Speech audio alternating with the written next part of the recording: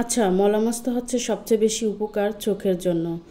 আমার এই এতটুক বয়সে আমি কখনো এত বড় মলা মাছ আমি পাই নাই, আর এত বড় মলা মাছ আমি কখনো দেখিও না। মাশাআল্লাহ, মলা মাছটা এত বড় ছিল, আর প্রত্যেকটা মাছের ভিতরেই ডিম ছিল। মাছের মধ্যে সবচেয়ে বেশি পছন্দের একটা মাছ হচ্ছে আমার মলা মাছ। মলা মাছটা আমার খুবই পছন্দের, আর এই মাছটা যদি একটু ঝাল ঝাল করে রান্না করা হয় তাহলে খেতে কিন্তু মজার হয়।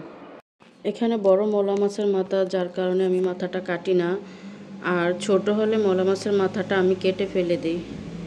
একটা সময় ছিল ছোট যে কোনো মাছই আমি খেতাম না, বিশেষ করে কাঁটাকে অনেক ভয় পেতাম।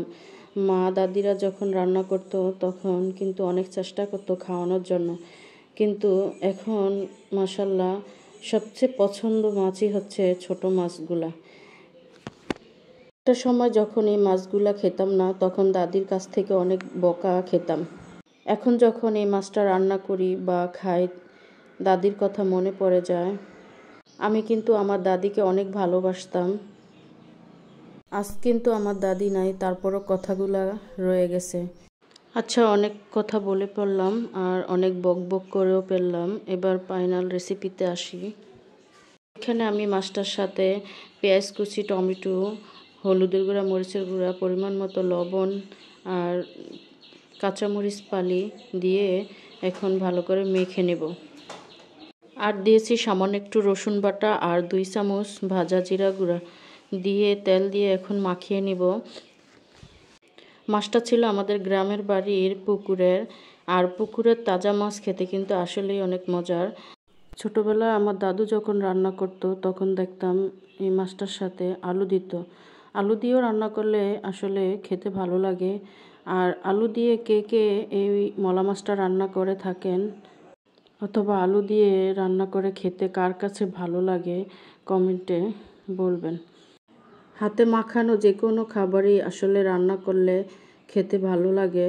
আর এই মাছটা আমি যখন হাতে মাখিয়ে রান্না করি তখন একটু সময় নিয়ে ভালো করে মাখাই। আচ্ছা, এবার বলেন তো ছোট মাছ কে কে পছন্দ করেন আর কে কে পছন্দ করেন না, আর মলা মাছটা কার বেশি খেতে ভালো লাগে কমেন্টে জানাবেন। মাছটা মাখা শেষ, এখন আমি পানি দিয়ে চুলায় জাল করে নিব। ছোট মাছে কাঁটা থাকার কারণে দেখা যাচ্ছে যে অনেকে এই ছোট মাছটা খেতে চায় না।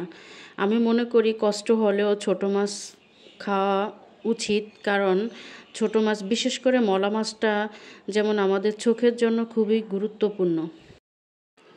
যখন মাছটার ঝোলটা শুকিয়ে আসছে তখন আমি দিয়ে দিচ্ছি ধনেপাতা কুচি। ধনেপাতা কুচি দিয়ে তারপর মাছটা আমি তুলে নিব। আর এখন মাছটা দেখতে এতটা লোভনীয় লাগছে, ইচ্ছা করে যে এখন আবার খাই। আসলে তাজা যে কোনো মাছ যেভাবে রান্না করা হোক না কেন খেতে কিন্তু ভালো হয়ে থাকে। আর আমার পুরো রেসিপিটা কেমন হয়েছে অবশ্যই কমেন্টে জানাবেন। সবাই ভালো থাকবেন, সুস্থ থাকবেন, আর সবার সুস্থতা কামনা করে আজকের মতো এখানে বিদায় নিচ্ছি। আল্লাহ হাফেজ।